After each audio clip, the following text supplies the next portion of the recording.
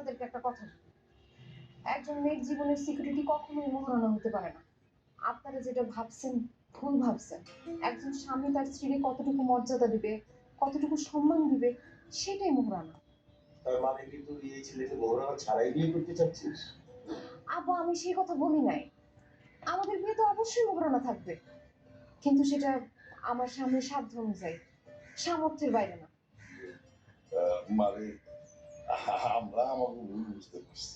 বাহ, কিন্তু পাত্র যে বারবার বলতেছে বিয়ের মহারণা তার ফেসবুকের পাসওয়ার্ড। আরে মামি, সেটা তো রাগের মাথায় বলছে।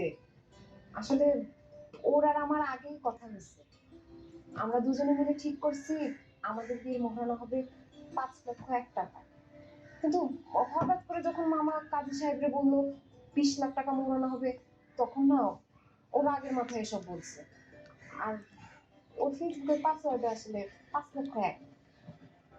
সেটা আমি ভুল করছি, আমার ভুল, আমার মাফ করে দে। এখন যদি আপনাদের কথা মতো আমি তার উপরে 20 লক্ষ টাকার মোহরানা চাপাই দিতাম, তাইলে কি সে কখনো সেই টাকা পরিশোধ করতে পারতো? সারা জীবনের জন্য গুণাগার হয়ে যেত না? বারবার করে বোঝানোর চেষ্টা করতেছিলাম, কিন্তু আপনারা তো কেউ বুঝলেনই না। আচ্ছা ঠিক আছে, তাহলে মহারানা হবে 5 লক্ষ।